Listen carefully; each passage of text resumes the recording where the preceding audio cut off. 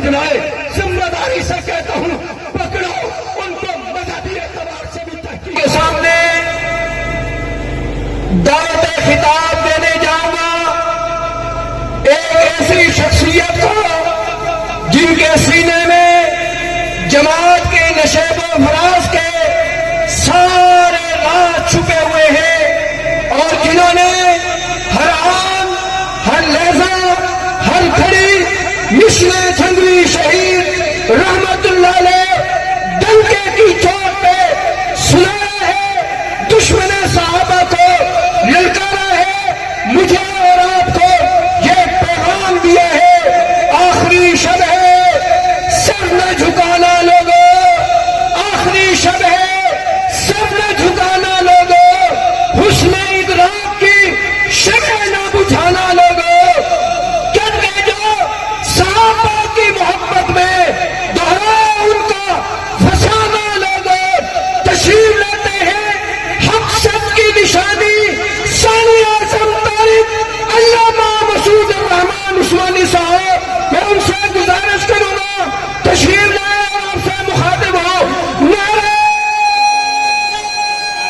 تکبیر، ختم نبوت، تاجدار ختم نبوت، شان صحابہ، عظمت صحابہ، کردار صحابہ، گفتار صحابہ، اعمال صحابہ، تشریف لاتے ہیں علامہ مسعود الرحمان عثمانی صاحب۔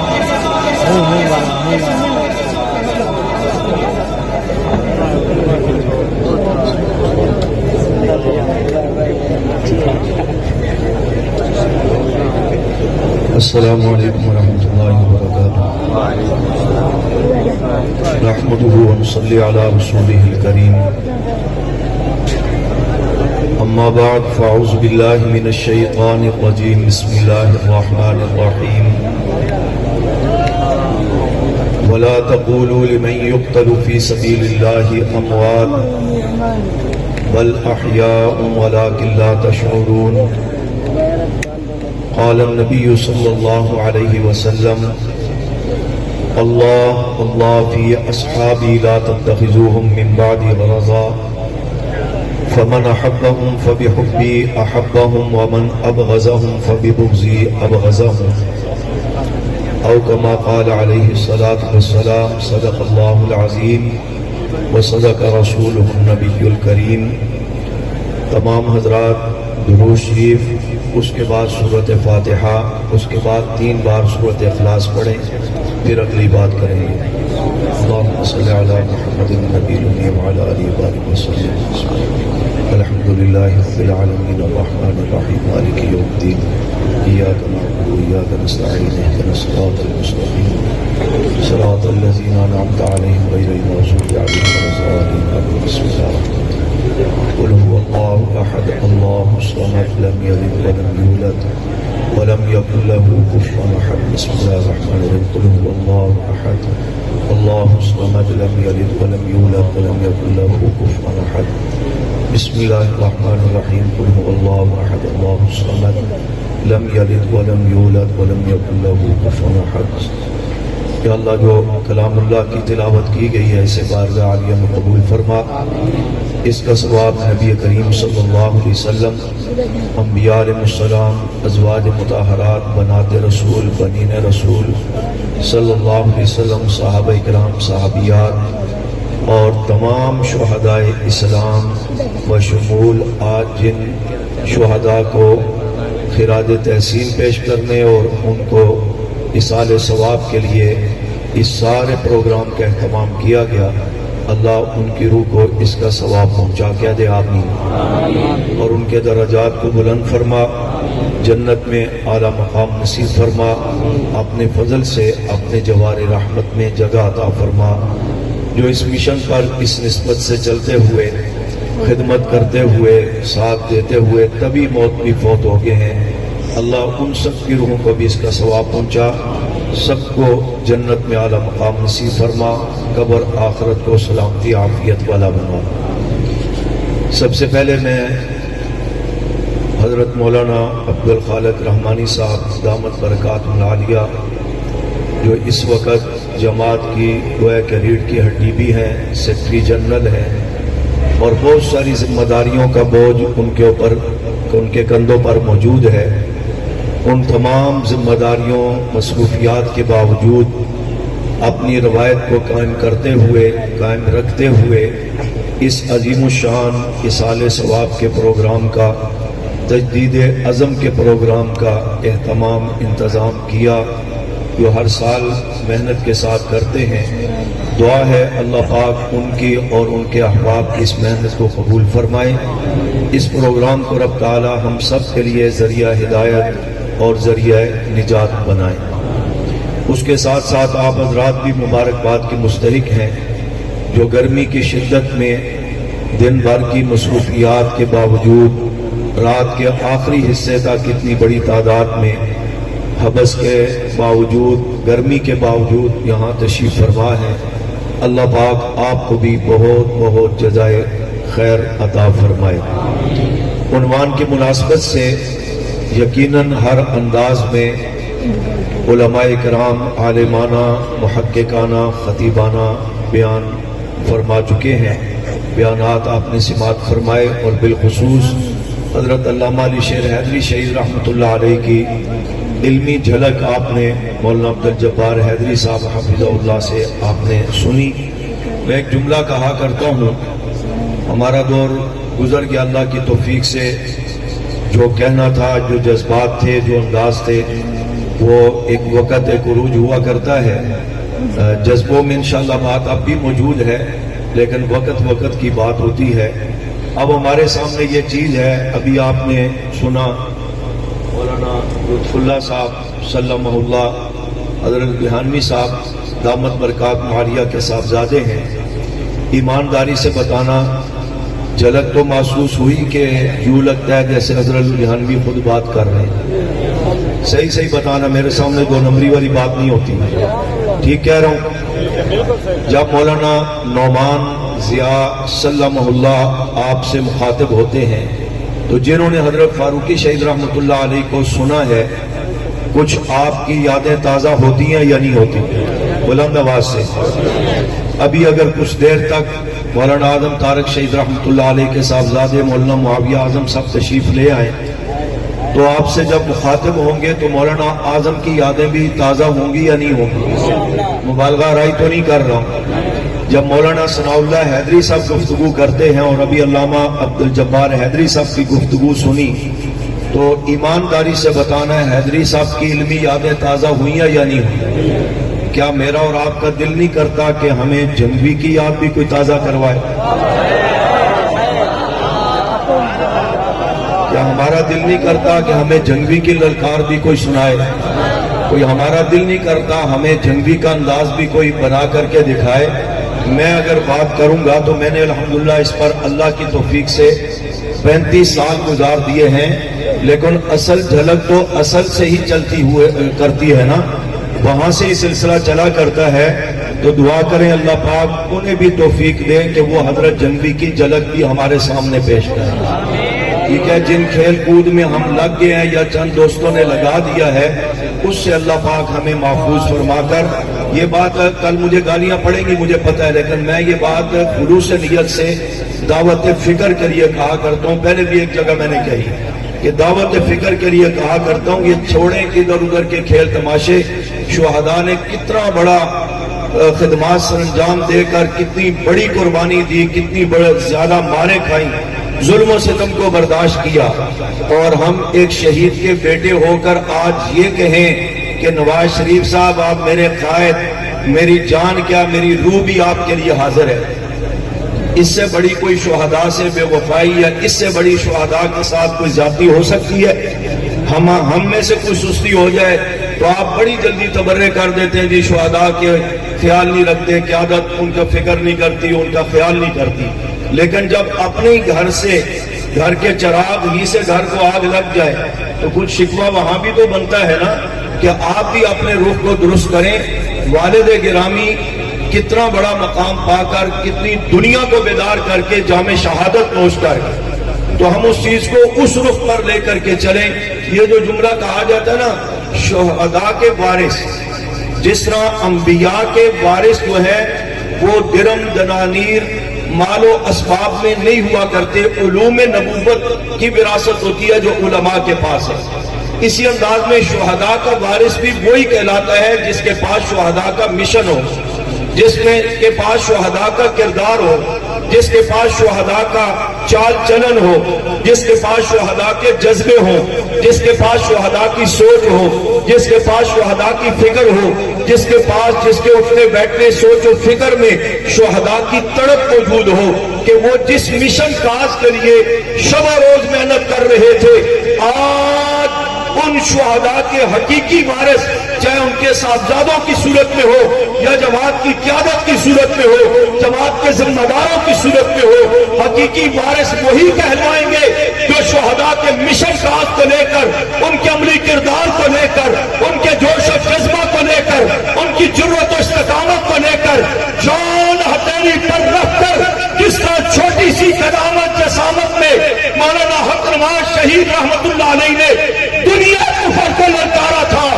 آج میں ان کا حقیقی وارث اپنی قیادت سمیت اس مختصر سی قدامت جسامت رکھنے والے اورنگزیب فاروقی کو سمجھتا ہوں جس نے جان ہتھیلی پر رکھ کر ساتھ حملے ہوئے جان لیوا، لیکن جس نے جنگی نے دشمن کی نیندیں ایران تک حرام کی ہوئی تھی، آج اورنگزیب فاروقی کی للکار نے دشمن کی نیندیں صرف ایران تک نہیں شام اور لبنان تک بھی حرام کر رکھی ہے. اس کو کہا جاتا ہے شہداء کے وارث. تمام شہداء کو خراج تحسین پیش کرتے ہیں جن کا آغاز بدر کے شہداء سے ہوا. میں انہیں بھی ان 14 شہداء کو جو صحابہ ہیں انہیں خراج تحسین پیش کرتا ہوں. احد کے 70 شہداء کو خراج تحسین پیش کرتا ہوں. خیبر کے 19 شہداء کو خراج تحسین پیش کرتا ہوں.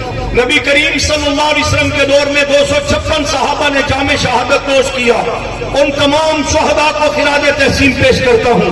ابو بکر صدیق کی مقام شہادت کو خراج تحسین پیش کرتا ہوں. اس کی تفصیل ہے کہ آپ زہر کے اثر سے کبھی موت اگرچہ فوت ہوئے لیکن ایک قسم شہادت کی. اور حضرت عمر کی شہادت کو سلام عقیدت پیش کرتا ہوں. حضرت عثمان کی شہادت کو بھی سلام پیش کرتا ہوں. حضرت علی کی شہادت کو بھی سلام پیش کرتا ہوں.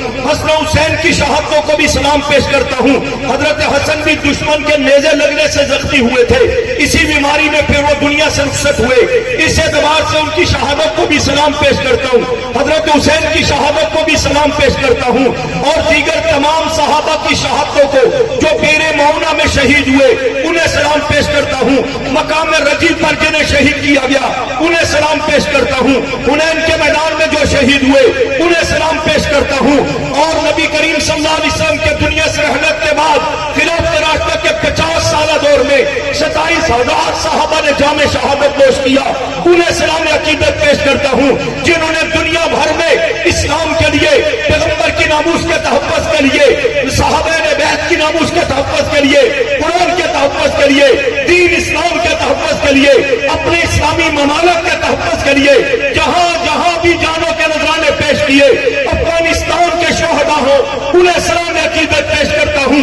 فلسطین کے شہداء ہو انہیں سلام عقیدت پیش کرتا ہوں. پاکستان کے شہداء ہو انہیں سلام عقیدت پیش کرتا ہوں. اسی انداز کے اندر بوسنیا چچنیا کے شہداء ہو انہیں سلام عقیدت پیش کرتا ہوں. کشمیر کے شہداء کو سلام عقیدت پیش کرتا ہوں. پھر پاکستان کی سرزمین پر جنہوں نے پاکستان کے لیے جانیں دی ان کو بھی سلام عقیدت پیش کرتا ہوں. جنہوں نے پیغمبر کی ختم نبوت کے لیے جانوں کے نذرانے پیش کیے انہیں بھی سلام عقیدت پیش کرتا ہوں. جنہوں نے قرآن کے ناموس کے تحفظ کے لیے جانوں کے نذرانے پیش کیے انہیں بھی سلام عقیدت پیش کرتا ہوں. جنہوں نے اللہ کی وحدانیت کے جانوں کے نذرانے پیش کیے انہیں بھی سلام عقیدت پیش کرتا ہوں. جنہوں نے صحابہ نے بیعت کے لیے جام شہادت نوش کیا، میری جماعت سے علاوہ بھی کسی جگہ پر کسی نے جام شہادت نوش کیا، ان شہداء کو بھی خراج تحسین پیش کرتا ہوں. ہاں اسی میں سے جو صحابہ کے لیے جانوں کے نذرانے پیش کر کے وہ کراچی کے سرزمین پر ہو، اندرون سندھ میں شہید ہوئے ہو، وہ خیر پور کی سرزمین سرزمین پر حیدری صاحب کی صورت میں ہو، وہ اسی انداز میں کوئٹہ کی سرزمین پر ہو، وہ پشاور کی سرزمین پر ہو، پارا چنار کلکت کی سرزمین پر ہو، کشمیر کی سرزمین پر ہو، ڈیرہ اسماعیل خان کی سرزمین ہو، جھنگ کی سرزمین ہو، پنڈی اسلام آباد کے شہداء ہو، ان تمام کو خراج تحسین پیش کرتا ہوں۔ مولانا حضرات، مولانا اسار، مولانا فاروقی، مولانا اعظم، مولانا عبدالغفور ندیم شہید، علامہ شعیب ندیم شہید، ان تمام شہداء کو خراج تحسین پیش کرتا ہوں جو ڈیرہ غازی خان میں شہید ہو گئے، جو کبیر والا میں جن کی لاشیں آ گئی، جن کو ارد گرد میں شہید کیا گیا، جن کو شیعوں نے شہید کیا، جنہیں ماورائے عدالت شہید کیا گیا، جن کو جس سالم نے بھی شہید کیا، وہ جامع شہادت نوش کر کے میں ان تمام شہداء کو خراج تحسین پیش کرتا ہوں۔ اور کرتے کرتے اس لیا کے ریتاروں پر ضیاء الرحمان ساجد، ان کے دیگر رفقا جنہوں نے جامع شہادت نوش کر کے اس جماعت کو اس طرف اس جذبے کی طرف متوجہ کیا، میں ان کو بھی خراج تحسین پیش کرتا ہوں۔ آپ بھی کرتے ہیں۔ اگلی بات یہ ہے، کیونکہ بیانات ہو چکے ہیں، میں نے صرف متوجہ کرنا ہے آپ کو کہ یہ شہادت کا جذبہ اور یہ شہادت کا عنوان آتا کہاں سے ہے، وجہ کیا بنتی ہے، سبب کیا ہوتا ہے، تفصیلات بہت ہیں۔ ابھی حضرت حیدری صاحب دامت برکات عالیہ محبت اور نفرت کی بات کر رہے تھے۔ ایک وجہ یہ محبت بھی بنتی ہے جان دینے کی، ایک وجہ نفرت بھی بنتی ہے جان دینے کی یا لینے کی۔ نہیں سمجھ آئی؟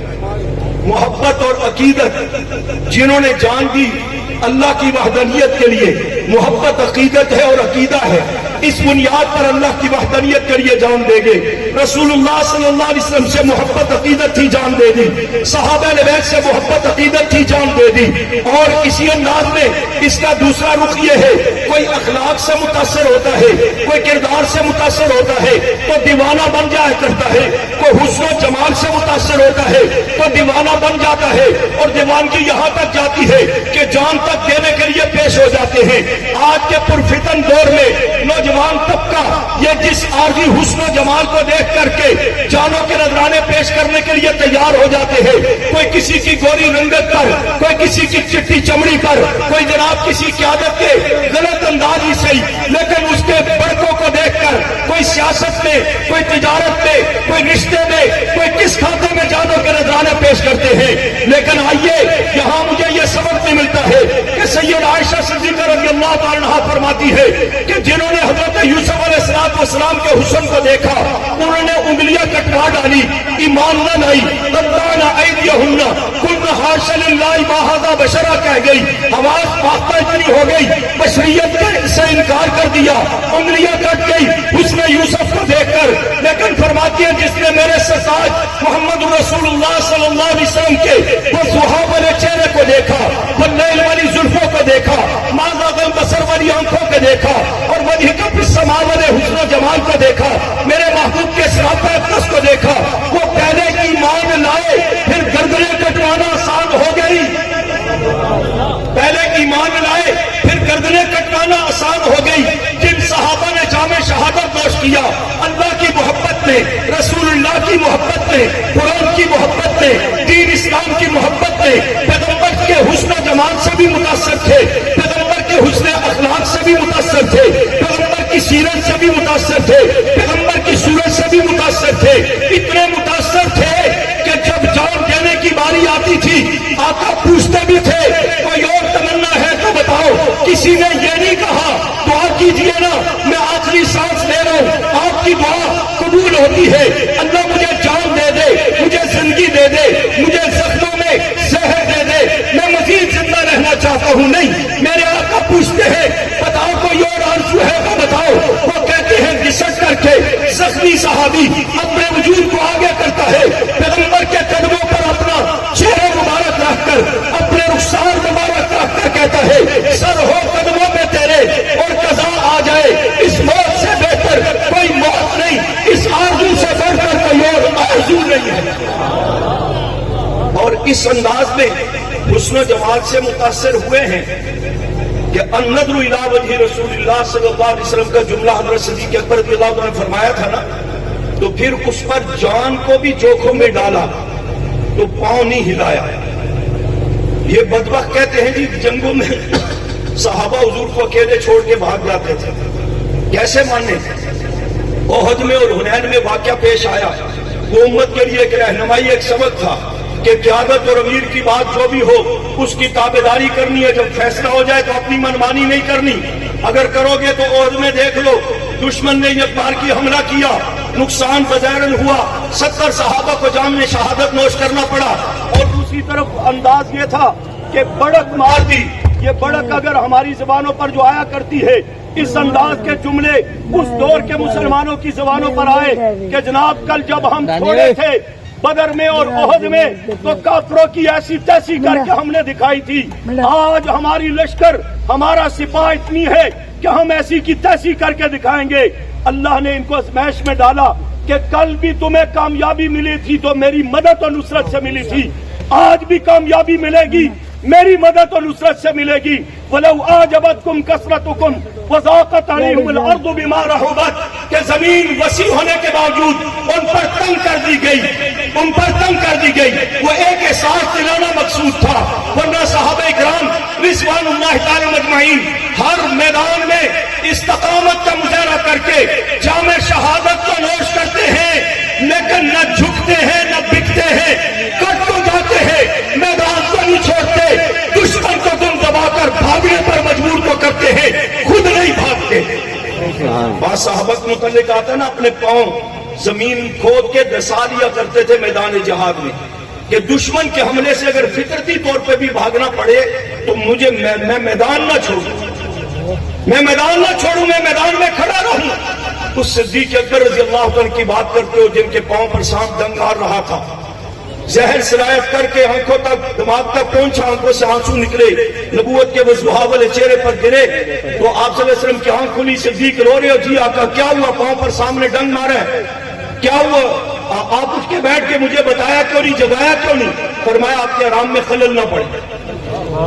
اللہ حضرت صدیق اکبر رضی اللہ عنہ کو اللہ کے رسول صلی اللہ علیہ وسلم نے فرمایا، صدیق اکبر پتہ ہے کہ سانپ کے کاٹنے سے جان چلی جاتی ہے؟ فرمایا جی آقا مجھے پتا ہے جان چلی جاتی ہے. پھر کیوں نہیں اٹھایا، پھر کیوں نہیں جگایا؟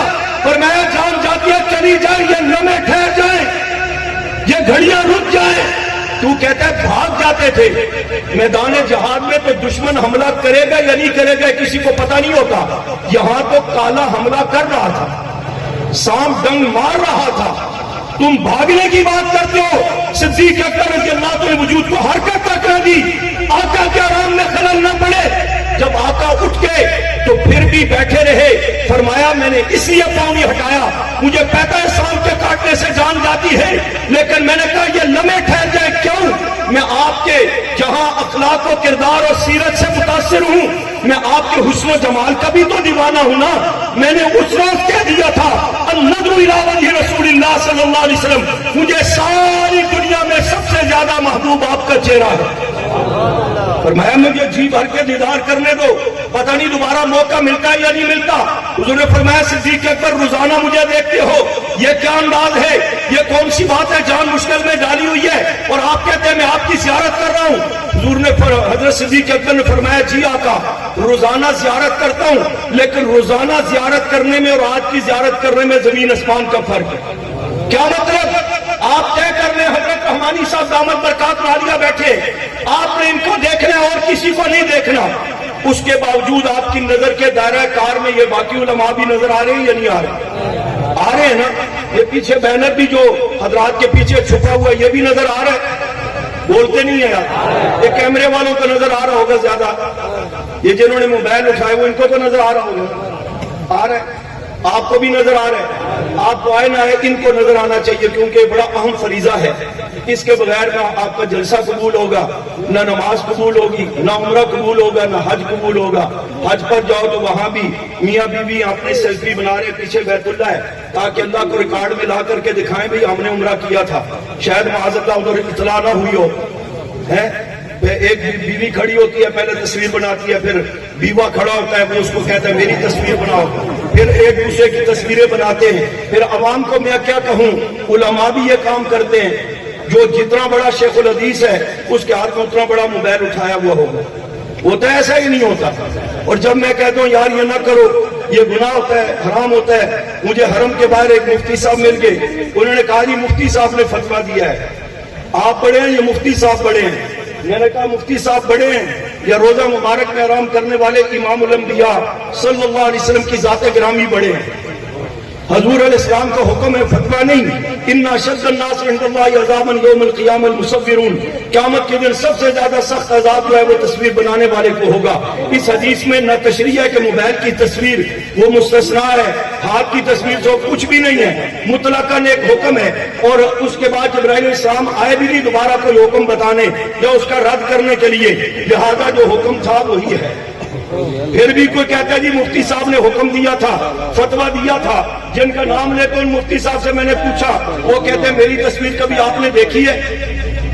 پھر بھی کہتے ہیں جی مفتی صاحب نے حکم دیا تھا، فتویٰ دیا تھا. تو مفتی صاحب نے تو یہ بھی فتویٰ دیا تھا کہ شیعہ کائنات کا بدترین غلیظ ترین کافر ہے. جب آپ نے اتنے لوگ شہید کروا دیے، اتنے علماء کے جانوں کے نذرانے پیش ہو گئے، تو پھر ایک مفتی صاحب نے یہ بھی کہہ دیا نہیں جی آپ کو غلط فہمی ہوئی، ہمارا بھائی ہے. تو فتویٰ میں چلو گے تو یہی کچھ ملے گا، آپ کی جان چلی جائے گی، فتویٰ بدل جائے گا، آپ کے بچے یتیم ہو جائیں گے، فتویٰ بدل جائے گا، سوچ بدل جائے گی. اس لیے فتنوں کا دور ہے، فتوے کے چکر میں مت پڑا کرو، تقوی کی زندگی کو اپنانے کی مزاج بناؤ. فتنوں کا دور ہے، رخصت کے چکر میں مت پڑو، عزیمت کی راہ اپنانے کی کوشش کرو. بات میں کر رہا تھا، نبی علیہ السلام کو حضرت صدیق اکبر نے فرمایا آقا روز دیکھتا ہوں لیکن روز کے دیکھنے میں آج کے دیکھنے میں زمین آسمان کا فرق ہے. کیا مطلب؟ فرمایا جب میں روزانہ آپ کی زیارت کرتا ہوں، ساتھ عمر بیٹھے ہوئے بھی نظر آتے ہیں، عثمان بیٹھے ہوئے بھی نظر آتے ہیں، علی صاحب بیٹھے ہوئے بھی نظر آتے ہیں، معاویہ بیٹھے ہوئے بھی نظر آتے ہیں، گود میں حسن حسین بھی کھیلتے ہوئے نظر آتے ہیں. لیکن اللہ کے رسول صلی اللہ علیہ وسلم آج آپ میری گود میں آپ کا سر ہے اور یہ آنکھیں اور یہ بہت تھوڑا فاصلہ تھا غار سور میں. حضور کی گود، صدیق اکبر کی گود میں نبوت کا وضوحا والا چہرہ تھا. فرمایا آقا آج صدیق کی آنکھیں ہیں اور نبوت کا چہرہ ہے. یہاں درمیان میں دیکھنے والا یا کسی اور کی طرف نظر جائے اور کوئی نہیں ہے. اس لیے میں نے کہا جان جاتی ہے چلی جائے، یہ لمحے ٹھہر جائے، میں اپنے محبوب کے حسن جمال کو جی بھر کے زیارت تو کر لوں. تو کوئی محبت سے، کوئی حسن و جمال سے، کوئی اخلاق و کردار سے متاثر ہو کر جان دینے کے لیے تیار ہوتا ہے. لمبا عنوان اختصار کی طرف لاتا ہوں. حق نواز سے پوچھا کیوں جان دے دی؟ اسار آپ نے کیوں جان دے دی؟ فاروقی صاحب آپ نے کیوں جان دے دی؟ حیدری صاحب آپ نے کیوں جان دے دی؟ اور اسی انداز میں دیگر شہداء آپ نے کیوں جان دے دی؟ فرمایا جہاں اللہ اس کے رسول کی عظمتیں، عزت و وقار ہمارے سامنے تھا، وہاں پر اس رب عظیم رب کے لیے، اس اللہ اکبر جیسے بلند و بالا مقام والے رب کے لیے جان دینا بھی بنتا ہے. پیغمبر کی عزت ناموس کے لیے بھی جان دینا بنتا ہے، پیغمبر کی عزت اور عظمت کے لیے جان دینا بھی بنتا ہے. یہ بات تو محبت کی تھی. اور نفرت کرنے والوں کے خلاف لڑ کر کے یا اس کی جان لینا بنتا ہے یا پھر بس چلے تو اپنی جان دینا بنتا ہے. کیونکہ قرآن نے صرف یہ نہیں کہا کہ ہمیں معلوم ہے ہم نشانے پر ہیں، یہ نظمیں پڑھنے کا قرآن نے حکم نہیں دیا.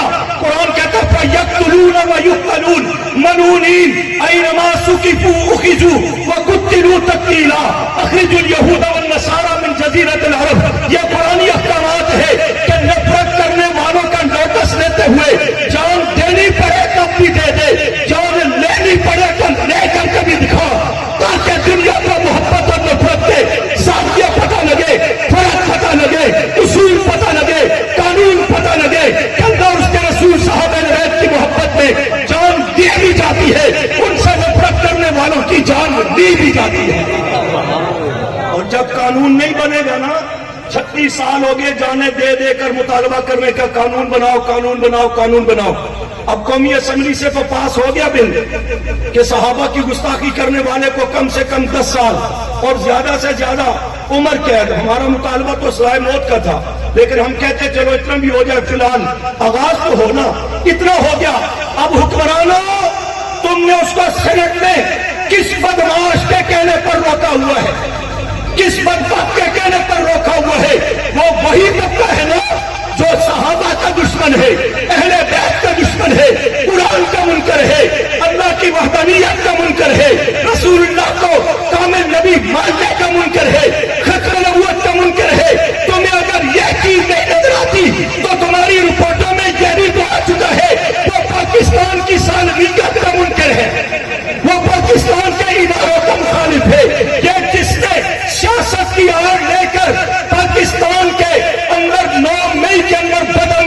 کی اور دہشت گردی کی نوجوانوں کو آگے کیا. میں نے اسلام آباد میں بھی کہا, یہاں بھی کہتا ہوں, صرف ان کو پی ٹی آئی کی نظر سے دیکھ کر کے ان کے اوپر قانون حرکت میں نہیں, ان کو گرفتار یا سزا نہیں, ان کو مذہب کے اعتبار سے بھی چیک کرو وہ کون ہے. ذمہ داری سے کہتا ہوں, وہ جنہوں نے بدعملی پھیلائی, سرکاری اداروں پر حملہ کیا, فوج کے خلاف نعرے لگائے, انتظامیہ کو برا کہا, پاکستان کو برا کہا, پاکستان کے پرچم جلائے, ذمہ داری سے کہتا ہوں, پکڑو ان کو, مذہبی اعتبار سے بھی تحقیق کرو. وہ قادیانی نکلیں گے, مرزائی نکلیں گے, دہریہ نکلیں گے, پاکستان دشمن نکلیں گے, رافضی نکلیں گے. ان سے پوچھو کہ ان کا ایجنڈا کیا تھا. اگر پاکستان جس کا آئینی حق ہے اسلام کے نفاذ, اور جس سے آئینی ہمیں حق ہے پیغمبر صحابہ نے بیت المقدس کا تحفظ کروانا, اس چیز کے مطالبے پر ہمیں جاریہ ماری جا سکتی ہے. یہ طالبات جو عملہ پاکستان دشمنی میں پکڑے گئے, ان کے خلاف قانون بھی فوراً بننا چاہیے اور انہیں کٹہرے میں لا کر کے گولیوں سے اڑانا چاہیے, تاکہ آئندہ نہ پیغمبر کے صحابہ کے خلاف کوئی بھونکے, نہ پاکستان کے خلاف کوئی بدماشی کرے.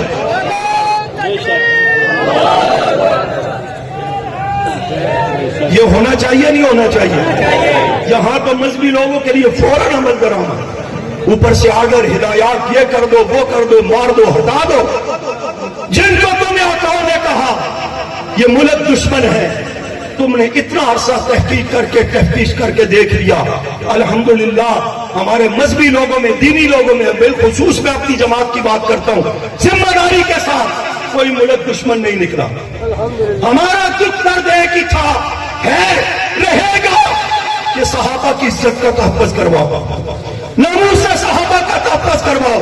قانون بننے دو, رکاوٹ مت کرو. جو رکاوٹ بن رہے ہیں, نشاندہی تمہارے سامنے ہے, ان کو اپنی نظروں میں رکھ کر تفتیش میں لے کے آؤ. وہ اسلام کے دشمن بھی ہے, پاکستان کے دشمن بھی, اور ان رکاوٹوں کو ختم کر کے فوری طور پر قانون سینٹ سے پاس کرواؤ اور اس پر عمل درآمد کراؤ. یہ ہونا چاہیے بلند آواز سے. نہیں ہے تو مولانا احمد دہانوی صاحب دامت پر کاٹ پا لیا. کب تک اور کس کس کو کتنا کتنا پکڑ پکڑ کر کے روکے گے؟ بھئی صبر کر دو. ایمان کا مسئلہ, ایمانی غیرت کا مسئلہ ہے. آپ مجھے, ہمیں پتا ہے کہ آپ جان دینے کے لیے بھی تیار ہیں, جان دشمن کی لینے کے لیے بھی تیار ہیں, لیکن میں تمہیں کہتا ہوں پاکستان کے امن کے لیے صبر کرو, امن کی خاطر صبر کرو, ملک کی خاطر صبر کرو, اور قوم کی خاطر صبر کرو. لیکن حکمرانوں, مولانا کب تک ان کو روکے؟